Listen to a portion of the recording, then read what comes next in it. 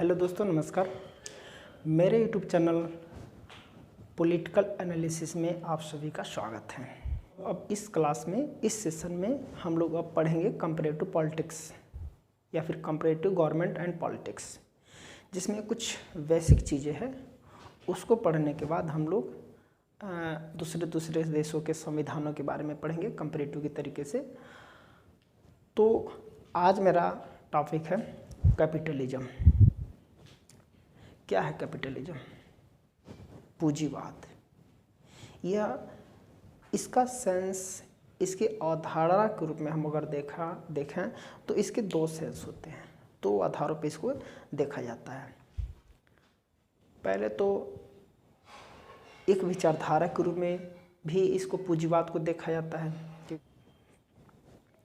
तो एक विचारधारा के आधार पर देखेंगे और दूसरे नंबर पे इसको एक विचारधारा के आधार पे एक अर्थव्यवस्था के रूप में देखेंगे। लेकिन ये विचारधारा एक आर्थिक चीज़ों को लेकर के, अर्थव्यवस्था को लेकर के ही यह पूंजीवाद के बारे में बताया जाता है। ये कब आया, क्यों आया, ये किसका अंतिम अवस्था माना जाता है? तो हम लोग कहीं न कहीं पढ़े होंगे लिबरलिज्म, उदारवाद। तो उदारवाद के अंतिम बिंदु में, जब धीरे धीरे अंतिम चरण में जब हम लोग जाते हैं तो एक पूंजीवाद की अवस्था ले लेता है। जब व्यक्तियों को स्वतंत्रता दी जाती है, व्यक्तिवाद जिसे इंडिविजुअलिज्म बोला जाता है, तो आवश्यकता से अधिक उदारवाद, फिर व्यक्तिवाद, फिर उसकी अंतिम अवस्था कैपिटलिज्म आ जाती है, व्यक्तिवाद, ये पूंजीवाद। तो ये कब आया? तो उदारवाद, व्यक्तिवाद पर धीरे धीरे जब विचारधाराएं आने लगी, लोगों को स्वतंत्रता मिलना लगा, राज्य से, शासन से, समाज से, जब व्यक्तियों को आवश्यकता से अधिक स्वतंत्रता मिलने लगा, तो वो लोग आवश्यकता से अधिक पूंजी इकट्ठा करने लगे। यही पूंजीपति धीरे धीरे जब अन्य देशों में फैलते गए तो पूंजीवाद की अवस्था आई। वैसे देखा जाए तो 16वीं शताब्दी के आसपास में पूंजीवाद का विकास हुआ है।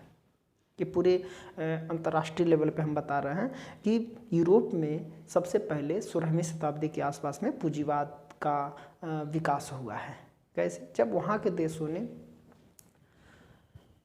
देशों के अंतर्गत जब वहाँ की शासन व्यवस्था में परिवर्तन हुआ, परिवर्तन होने के बाद से वहाँ पे इंडिविजुअलिज्म पाया गया, लिबरलिज्म पाया गया, तो वहाँ पे धीरे धीरे लोगों को सरकार से, शासन से स्वतंत्रता मिलना स्टार्ट हुआ।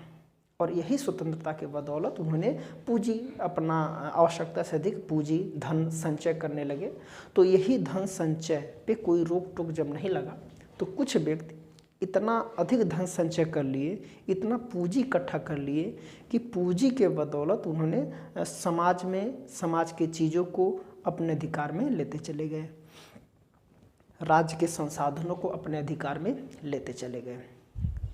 और धीरे धीरे ऐसी अवस्था आई कि सरकार के, समाज के अधिकांश संसाधनों को ये पूंजीपति लोग, ये पूंजीवादी व्यवस्था के तहत ही चलना स्टार्ट हो गया। फिर ये लोग अन्य देशों की तरफ चलना शुरू किए, जिसकी वजह से औद्योगिकरण, उपनिवेशवाद, नव उपनिवेशवाद, ये सब चीज़ें आना स्टार्ट हुआ। तो आज हम लोग देखेंगे कैपिटलिज्म क्या है, कैपिटलिज्म ये कैसे आया, इसकी क्या विशेषता है। तो इसमें हम लोग देखेंगे सबसे पहले बेसिक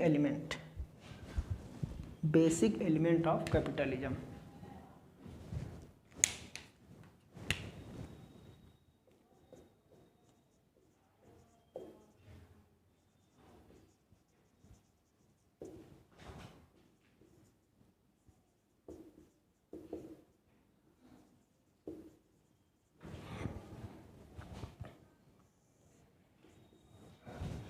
क्या है बेसिक एलिमेंट ऑफ कैपिटलिज्म?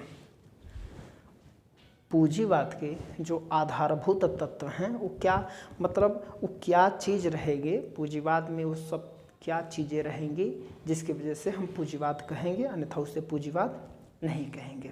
वो क्या चीज़ें हैं? तो उसी चीज़ को हम लोग यहाँ पे बिंदु के आधार पर देखेंगे। इसमें हम लोग पहले नंबर पे देखेंगे निजी संपत्ति का अस्तित्व होता है। जैसे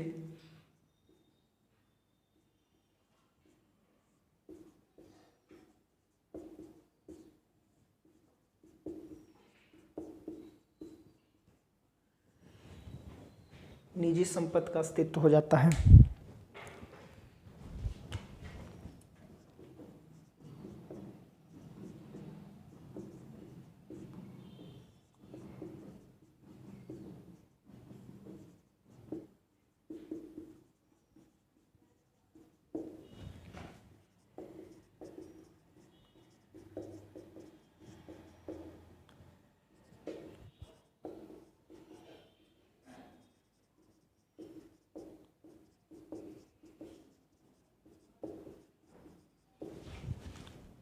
ये लगभग 6 एलिमेंट इसमें होना जरूरी है। कैपिटलिज्म में हम बताए हैं जो देश या जिस देश के आर्थिक संसाधनों पे अगर निजी लोगों का, निजी व्यक्तियों का अगर आधिपत्य रहता है तो उसे हम पूंजीवाद कहते हैं। ऐसे किसी भी देश के अंतर्गत, किसी भी राज्य के अंतर्गत जो भी आर्थिक संसाधन है, चाहे कंपनी हो, बोर्ड हो, निगम हो, संस्थाएं हो, कोई भी संगठन हो, इन संगठनों को जो चलाने वाला, जो उसका मालिक है, वो राज्य न हो करके कोई निजी व्यक्ति अगर रहता है, यानी कि उसका मालिक यानी कि निजी व्यक्ति ही उसको चलाए, तो उसको, उस राज्य को हम कैपिटलिज्म बोलेंगे और इस विचार को हम पूंजीवाद व्यवस्था या फिर कैपिटलिज्म व्यवस्था बोलते हैं। ये पूंजीपति लोग चलाते हैं, ये होता है कैपिटलिज्म। लेकिन इसके के उल्टा होता है कि जिस राज्य के या फिर जिस राष्ट्र, देश के अंतर्गत अगर वहाँ के आर्थिक संसाधन, जो भी उत्पादन के संसाधन हैं, अगर वहाँ पे निजी व्यक्तियों का अधिकार न होकर के राज्य का अधिकार होता है, अर्थात उसका मालिक राज्य होता है, तो उसे हम समाजवाद बोलते हैं। जैसे हमारे भारत में क्या होता है, जैसे रेलवे है, रेलवे को सरकार चला रहा है, अगर इसी रेलवे को कोई निजी व्यक्ति चलाता है, ऐसे ही हर एक बोर्ड, निगम, कंपनी, फैक्ट्री, संस्थाओं को अगर कोई निजी व्यक्ति चलाता है तो उसे पूंजीपति या फिर पूंजीवाद, पूंजीपति चलाता है तो उसे हम पूंजीवाद बोलते हैं। तो क्या वो पूंजीवाद में क्या एलिमेंट होना चाहिए, क्या तत्व होना चाहिए? तो पहले नंबर पर हम देखेंगे निजी संपत्ति का अस्तित्व होना चाहिए, यानी कि उत्पादन के साधन निजी संपत्ति रहती है, उसी का अस्तित्व बरकरार रहता है, यानी कि निजी संपत्ति पे कोई रोक टोक नहीं रहता है। और इस देश में पूंजीवादी व्यवस्था में किसी भी व्यक्ति को, हर एक व्यक्ति को अपना निजी संपत्ति रखने का पूर्ण अधिकार और पूर्ण स्वतंत्रता होती है।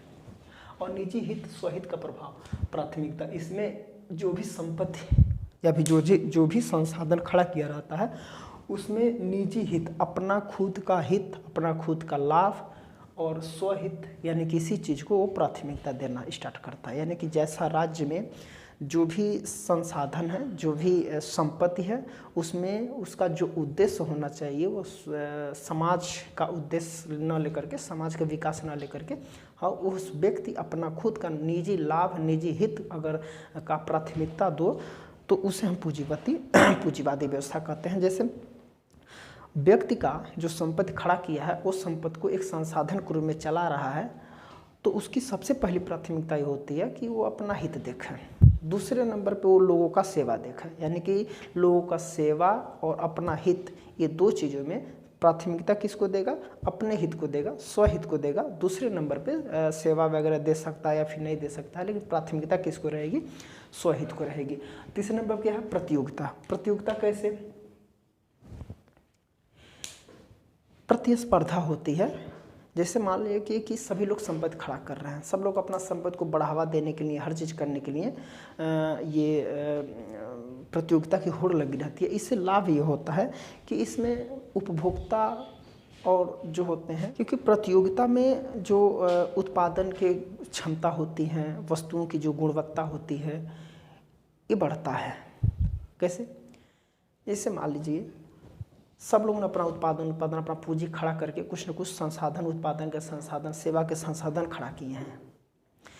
प्रतियोगिता, प्रतिस्पर्धा ये है कि मेरा संसाधन अच्छा दिखे, अच्छा चले, मेरा संसाधन अच्छा दिखे, अच्छा चले। सेम जैसे बाज़ार में अगर सब्ज़ी लेने जा रहे हैं तो वहाँ पर प्रतियोगिता होती है, सब लोग अपने सामान को, अपने सब्जी को, अपने वस्तु को अच्छा दिखाने की कोशिश करते हैं और लोगों को जो अच्छा दिखेगा, जो अच्छा मिलेगा वही लेगा, ख़राब चीज़ें नहीं लेगा। तो हर चीज़, कोई ख़राब चीज़ें जनता के सामने प्रदर्शित नहीं करेगा, अच्छी चीज़ें प्रदर्शित करेगा।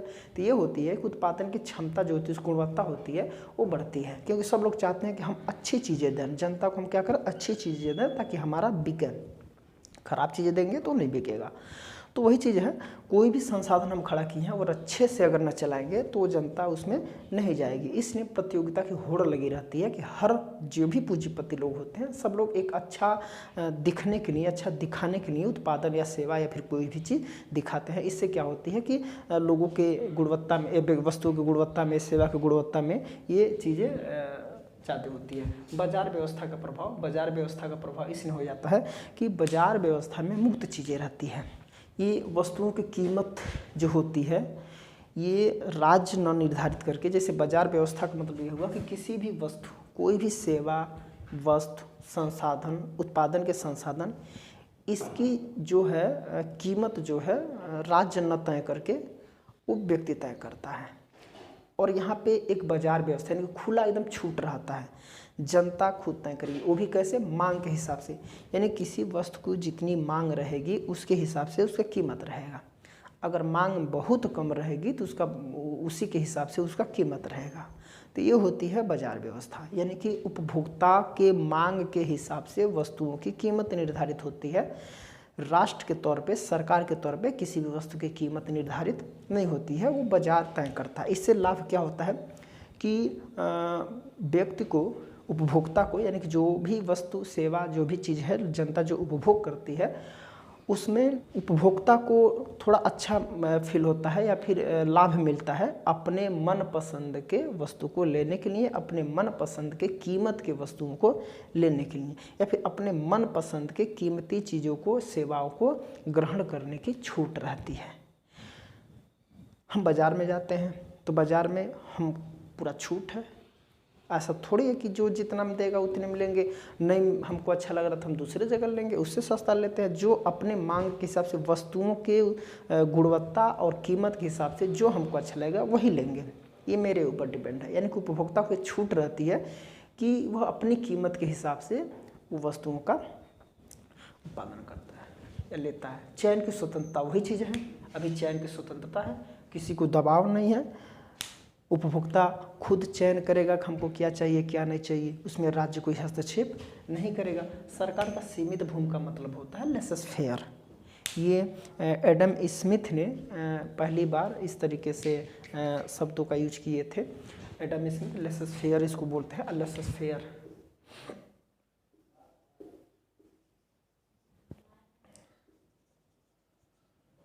लेसेस फेयर का मतलब होता है अहस्तक्षेप नीति, यानी कि सरकार के सीमित भूमिका मतलब ये हुआ कि सरकार व्यक्तियों पे कम से कम हस्तक्षेप करे या फिर सरकार व्यक्तियों पे हस्तक्षेप न करे। जैसे सरकारें व्यक्तियों पर हस्तक्षेप कैसे करेगी, किस तरीके से करती है, तो कानून बनाएगी और कानून बनाकर, क्योंकि सरकारें का अपना राज्य का कानून का नियम होता है, मतलब राज्य का, राष्ट्र का अपना खुद का नियम होता है और यही नियम जब आवश्यकता से अधिक बनते हैं तो जनता के ऊपर लागू होता है और जनता अपने आप को स्वतंत्र फील नहीं करती है, अर्थात वो ऐसा लगता है कि हम कानून के बंधन में हैं। अगर जनता के ऊपर कम से कम कानून लागू होगा तो जनता फ्री रहेगी, स्वतंत्र रहेगी।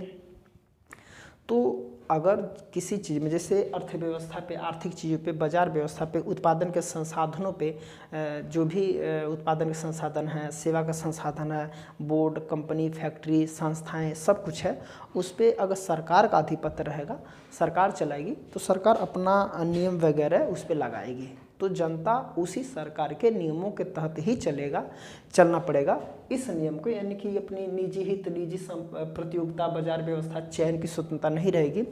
अगर सरकार ने निर्धारित कर दिया कि इसी कीमत पे चयन करना है तो करना है, तो कोई उसमें परिवर्तन नहीं होगा, मजबूरन में व्यक्ति को उसकी चयन करके उसका सेवा का लाभ, उत्पादन का लाभ लेना पड़ेगा।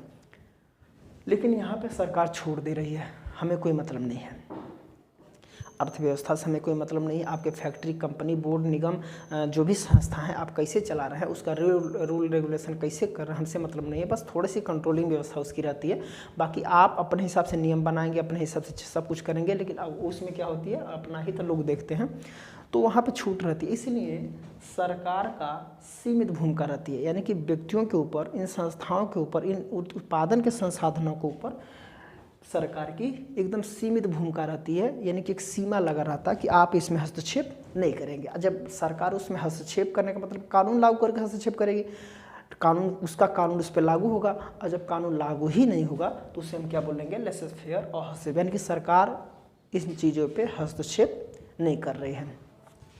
अब ये 6 चीज़ें, यानी कि 6 जो एलिमेंट्स हैं ये कैपिटलिज्म के, ये चीज़ कैपिटलिज्म में होना चाहिए।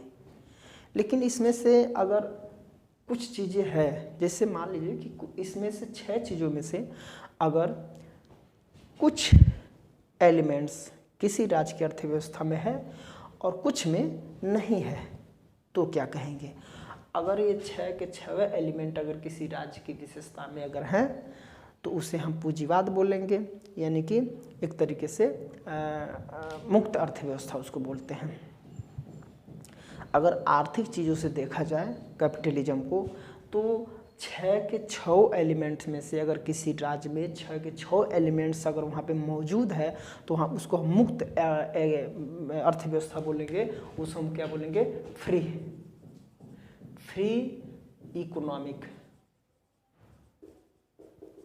इकोनॉमिक्स, मुक्त अर्थव्यवस्था। लेकिन अगर किसी राज्य में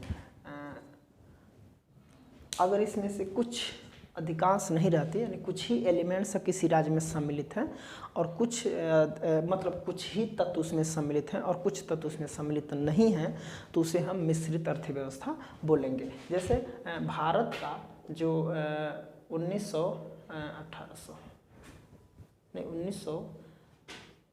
लगभग 47 से या 45 से, जब से हम आज़ाद हो गए, और 1991 तक इस बीच का जो था उसको हम मिश्रित अर्थात मिक्स इकोनॉमिक्स बोलते थे।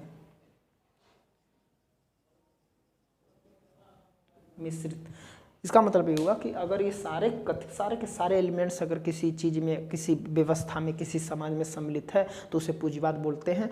लेकिन ठीक है, लेकिन उसकी अर्थव्यवस्था क्या रहेगी? Free economics. लेकिन अगर उसमें से अधिकांश चीज़ें न रहे, कुछ ही चीज़ें रहे, तो उसको हम क्या बोलेंगे? मिक्स में क्या आएगा कि कुछ चीज़ें ऐसी रहेगी, यानी कि वहाँ पे निजी कंपनी, निजी फैक्ट्री, निजी संस्थाएं वे रहेगी जिसका स्वामित्व, जिसका मालिक कोई निजी व्यक्ति रहेगा उस राज्य में, और कुछ ऐसे फैक्ट्री, कुछ ऐसे संस्थाएं, कुछ ऐसे संगठन सरकार निर्धारित करेगी, सरकार बनाएगी, उसका मालिक, उसका हर मालिकाना हक सरकार रहेगा, यानी उसका ट्रस्टी सरकार। यानी भारत में जो 1947 से लेकर 1948 तक जो भी अर्थव्यवस्था थी, उसमें कुछ चीज़ों में सरकार का भी अस्तित्व रहता था, सरकार की भी भूमिका रहती थी, किसी चीज़ पे सरकार भी मालिक रहता था, और राज्य कोई निजी व्यक्ति भी कभी कभी किसी चीज़ पे, जैसे हमारे यहाँ गवर्नमेंट हॉस्पिटल, गवर्नमेंट स्कूल संस्थाएँ, गवर्नमेंट कंपनियाँ वगैरह तमाम खुले हुए वगैरह हैं, यानी कि उसका मालिक कोई निजी व्यक्ति न होकर के सरकार रहती है। रेलवे है वो क्या? सरकार है, ठीक है। वो जो यूनिवर्सिटी, कॉलेज जो गवर्नमेंट राज्य के खुले रहते हैं, उस पर निजी व्यक्ति का अस्तित्व या निजी व्यक्ति का उस पर कंट्रोल या कुछ भी मालिकाना हक नहीं रहता है। तो हमारे यहाँ सरकारें भी चलाती है कुछ अर्थव्यवस्था को, और निजी व्यक्ति जैसे हमारे अंबानी जी हैं, रिलायंस जियो चलाते हैं, तो ये निजी व्यक्ति, ऐसे कुछ तमाम फैक्ट्री, संस्थाएं, स्कूल, कॉलेज भी निजी व्यक्ति भी खोलते हैं, यानी दोनों का अस्तित्व हमारे यहाँ है। हमारे यहाँ क्या कहते हैं? मिश्रित अर्थव्यवस्था। लेकिन 1991 के बाद उदारीकरण व्यवस्था आया, और उदारीकरण व्यवस्था आने से हम लोग पूंजीवाद की तरफ अग्रसर होते आ रहे हैं, और अभी भी हमारा देश धीरे धीरे समाजवाद व्यवस्था से हट करके धीरे धीरे हम पूंजीवादी व्यवस्था की तरफ हम लोग चल रहे हैं, ठीक है। तो ये था हमारा elements, basic elements.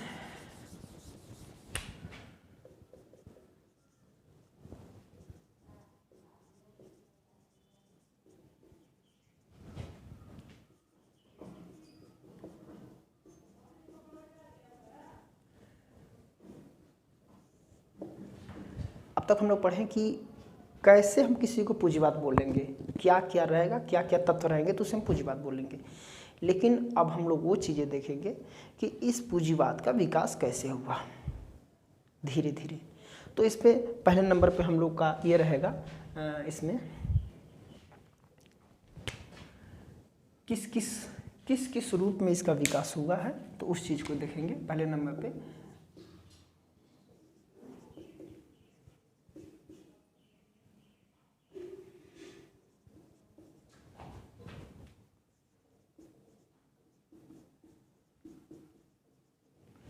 Agriculture capitalism.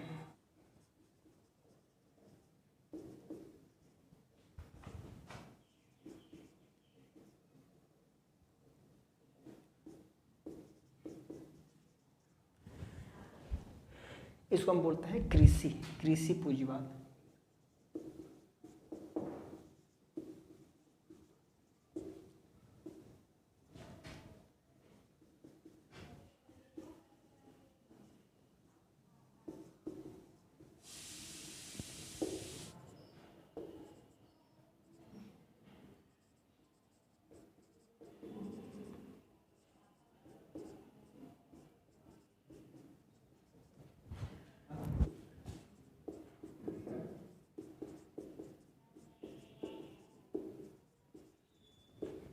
क्या है ये, कैसे कैसे विकास हुआ। अगर हम सबसे प्राचीन चीज़ों में चले जाएं, सबसे प्राचीन काल में चले जाएं, तो जब लोगों ने संपत्ति रखना स्टार्ट किया, क्योंकि हम बोलते हैं कि अपने हित के लिए अपनी संपत्ति खुली रूप से, स्वतंत्र रूप से जब रखना स्टार्ट किए हैं तो उसे हम पूंजीवाद बोलते हैं। तो क्या जब हम प्रागैतिहासिक काल में चले जाएं, आदि काल में चले जाएं, तो क्या वहाँ पे सब जंगलों में मानव रहते थे, तो जब शुरू में खेती करना स्टार्ट किया या फिर शुरू में कोई ऐसा व्यक्ति जो संपत्ति को रखना स्टार्ट किया, तो क्या वहीं से हम लोग कैपिटलिज्म की तरफ अग्रसर नहीं मान सकते हैं? बिल्कुल मान सकते हैं, लेकिन उसका वो चीज़ें मायने नहीं रखता, क्योंकि कोई न कोई ऐसा व्यक्ति था जो संपत्ति को रखना स्टार्ट किया। जैसे कोई कहा जाता है, हाँ, जब हम हाफ्स लॉ रूसो को पढ़ते हैं तो उसमें एक आता है कि कोई एक व्यक्ति, वह व्यक्ति जिन्होंने संपत्ति को खड़ा किया, यानी कि जब पहली बार कोई व्यक्ति ने एक जगह रह करके भूमि के कुछ टुकड़े को चारों तरफ से घेर लिया और कहा ये मेरा है, और दूसरे व्यक्तियों ने मान लिया कि हाँ ये तुम्हारा है, तो वहाँ से शर्त लग गया कि हाँ चलो हम मान लेते हैं तुम्हारा है। यानी कि समाज ने मान लिया, अर्थात समाज स्वीकार कर लिया कि ये जो भूमि के टुकड़े को जो चारों तरफ से मेड़बंदी करके घेर लिए हो और कह रहे हो कि मेरा है, हमने मान लिया कि चलो तुम्हारा है, वहीं से वो तुम्हारा संपत्ति माना। और लोगों ने खेती करना स्टार्ट किया, जानवर को पालना स्टार्ट किया, यानी कि वहाँ से संपत्ति करना स्टार्ट किया, यानी कि स्वतंत्र रूप से कोई बंधक नहीं था। लेकिन अगर देखा जाए तो प्राचीन काल में जब ये वहाँ आता है, जब समाज पे इसका प्रभाव पड़ता है, यानी कि जब सामंती व्यवस्था था, ऐसे समझेंगे, जब सामंतवादी व्यवस्था था, सामंती व्यवस्था था, तो सामंती व्यवस्था में लोगों सामंती व्यवस्था ने जनता को, किसानों को कुछ आवंटित भूमि दिया था खेती करने के लिए। धीरे धीरे इन सामंतों के पास खेती करने की सारी मुख्य भूमिका हुआ करती थी, यानी कि ये एक बड़े भूमि पे ये सामंतों का अधिकार था और ये लोग किसानों से खेती करवाते थे। तो जहाँ पे किसी राज्य में कृषि की सारी उत्पादन की हर क्रियाएं अगर बाजार के द्वारा, उनके बाजार के द्वारा अगर निर्धारित होने लगे, सरकार उसमें कुछ न करे, तो वहीं से कृषि संबंधी पूंजीवाद स्टार्ट होता है। ये हर जगह जब खेती करना लोग स्टार्ट किए, सामंती व्यवस्था आया, सामंती व्यवस्था, ये सामंत लोग उत्पादन, कृषि के उत्पादन के हर चीज़ों को जब बाजार को दे दिए कि खेती करना है, कौन से बीज उत्पादन करना है, उसका बीजों के मूल्य निर्धारित करना है, कृषि संबंधी कोई भी उत्पादन हो रहा तो उसका यंत्र के बारे में हर चीज़ उत्पादन करना, ये सब चीज़ें हर व्यवस्थाएं जब बाजार को दे दिए कि बाजार निर्धारित करेगा खेती कैसे होगी, बाजार निर्धारित करेगा खेती करने की जो संसाधन है, जो बीज है, वो सब चीज़ें कैसे कैसे होंगे, तो उसमें राज्य की कोई भूमिका नहीं रही। वहीं पे सबसे पहले एग्रीकल्चर कैपिटलिज्म यानी कि कृषि पूंजीवादी व्यवस्था आया। ये मर्चेंट कैपिटलिज्म, वाणिज्यिक पूंजीवाद कब आया? यूरोप के जब देश के अंदर इन कृषि की वजह से जब स्वतंत्रता मिलना स्टार्ट हुआ, उदारवाद आया, व्यक्तिवाद आया, जो ये लॉक ने अपने लेखन में, अपने विचार में उन्होंने उदारवाद का सिद्धांत दिया, सीमित सरकार का सिद्धांत दिया, तो यूरोप में उदारवादी व्यवस्था आई और उसके वजह से धीरे धीरे व्यक्तिवाद आया, यानी लोगों को स्वतंत्रता मिलना स्टार्ट किया। लोगों ने संपत्ति खड़ा करना, और जब संपत्ति खड़ा करा तो संपत्ति खड़ा करने के बाद उन्होंने दूसरी तरफ रुख किया। पूरे यूरोप में बड़े बड़े संपत्ति वाले आए, उन्होंने वहाँ पे पूंजी इकट्ठा करके वहाँ की शासन व्यवस्था को, वहाँ के समाजी व्यवस्था को अपने अधिकार में धीरे धीरे लेते चले गए। ठीक है, और इसमें देखेंगे कि जब इनके पास पूंजी इकट्ठा हुआ तो अन्य देशों से व्यापार वगैरह करने के लिए, क्योंकि ये मर्चेंट है, मर्चेंट का मतलब होता है व्यापार, तो जब इन्होंने व्यापार अपने ही राज्य में न करके इन्होंने समुद्र के माध्यम से, स्थल के माध्यम से दूसरे देशों की खोज की और दूसरे देशों में जा कर के इन्होंने व्यापार करना स्टार्ट किया। तो इस तरीके से व्यवस्थाएं, इस तरीके से अर्थव्यवस्थाएं निकली, यानी कि यूरोप के अधिकांश कंपनियां, फैक्ट्रियां, पूंजीपति लोग व्यापार करने के उद्देश्य से दूसरे देशों की तरफ रुख किए। ठीक है, तो ये सब चीज़ें वहाँ पे पाई जानी, इसे हम क्या बोलते हैं, मर्चेंट कैपिटलिज्म, वाणिज्यिक पूंजीवाद। ये इंडस्ट्रियल वही है कि जब उन्होंने व्यापार किया, व्यापार करने के बाद से वस्तु कच्चे माल को लाए तो अपने फैक्ट्री स्थापित किए उसको वेरीफाई करने के लिए। तो यही व्यापार करते करते करते करते इन्होंने कंपनियां खोली, फैक्ट्रियां खोली, और इन फैक्ट्रियों के से उत्पादन व्यवस्था स्टार्ट हुआ। तो वहाँ पे सरकारें इन कंपनियों को, फैक्ट्रियों को खोलने के लिए मुक्त किया रहता था, यानी फ्री चीज़ें छोड़ी रहती थी कि आप खोल सकते थे। इस सब से कंपनियों का विकास हुआ, फैक्ट्रियों का विकास हुआ, उद्योग धंधे स्थापित हुए। फिर एक समय ऐसा आया, यानी कि आधुनिक समय में 19वीं शताब्दी के बाद ये जो पूंजी है, देखिए यहाँ पे पूंजी एग्रीकल्चर के रूप में था, यहाँ पे पूंजी, वही पूंजी व्यापार के रूप में स्थापित हुआ, यानी कि पूंजी को हमारे पास है तो हम व्यापार करना स्टार्ट किए। वही पूंजी, जब पूंजी को हम कंपनी फैक्ट्री में लगा दिए, अन्य लोगों को रोजगार देना स्टार्ट किए, तो इंडस्ट्रियल आया। लेकिन वही पूंजी अगर बिना कुछ किए, बिना कुछ करके भी हमको अगर कुछ दे रहा है, तो वह व्यवस्था जब आया तो उसे हम फाइनेंस कैपिटलिज्म बोलते हैं, वित्तीय।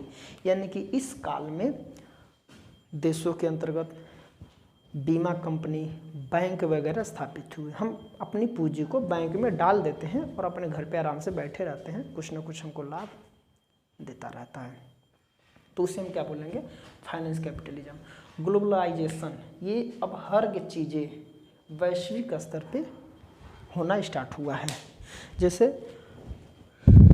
शुरू में दो अर्थव्यवस्थाएं चलता था, एक समाजवाद, यहीं पे साम्यवाद की तरीके से था, एक पूंजीवाद का था। USSR ये निर्धारित करता था, ये इसका नेतृत्व करता था, और पूंजीवाद का US से निर्धारित करता था हर चीज़। इसका नेतृत्व ये करता था, इसका नेतृत्व ये करता था, जिसे बाद में इसका नाम रसिया यानी कि रूस पड़ गया। ये 1991 में रसिया का विघटन हो गया। जब 1991 में रसिया का जब विघटन हो गया और पूरा विश्व उसके पहले दो खेमे में बटा था, एक पूंजीवादी विचारधारा वाला, एक समाजवादी विचारधारा वाला, दो गुटों में बटा था। सबका अपना अपना, उसमें भी कुछ देश थे, इसमें भी कुछ देश थे, इसकी विचारधारा अलग, इसकी विचारधारा अलग। ये भी अपना सैनिक स्थापित किया था, ये राजनीतिक चीज़ें हैं, सैनिक स्थापित किया था जिसे नाटो कहते हैं, और इन्होंने भी सैनिक एक संगठन बनाया था जिसे वार्सा पैक्ट कहते हैं। दोनों में खूब होड़ लगी रहती थी, जिसे हम शीत युद्ध बोलते हैं, वैचारिक मत, यानी कि इसका विरोध या इसका विरोध है, इसको गाली या इसको गाली, इस तरीके से पूरा विश्व दो खेमे में बट गया था। हम किसी खेमे में नहीं थे, भारत किसी खेमे में नहीं था, यानी कि गुट ये भी बनाया था, गुट ये भी बनाया था। अंततः क्या हुआ, 1991 में रसिया का विघटन हो गया और लगभग 15 देश रूस से निकल करके स्वतंत्र हो गए। 15 इकाई यानी छोटी छोटी इकाई मिलकर के रूस का निर्माण की थी, USSR का निर्माण की थी, लेकिन रूस से 15 ऐसे इकाई थी जो स्वतंत्र होकर के अलग देश का निर्माण कर लिया, जिसकी वजह से रसिया का विघटन हो गया। और विघटन होने के बाद से समाजवाद का उतना चलन नहीं था और धीरे धीरे पूंजीवादी व्यवस्था हर पूरे विश्व में फैलने लगा, यानी कि इसका फैलाव, इसका प्रचार बंद हो गया और पूंजीवादी व्यवस्था का प्रचार शुरू हो गया, जिसे हम ग्लोबलाइजेशन, वैश्विक पूंजीवाद के नाम से हम लोग जानते हैं।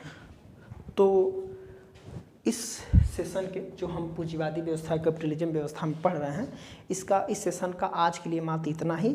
इसमें से कुछ चीज़ें अभी बचा है जो हम अगले नेक्स्ट क्लास में हम पूरा कवर करेंगे, ठीक है।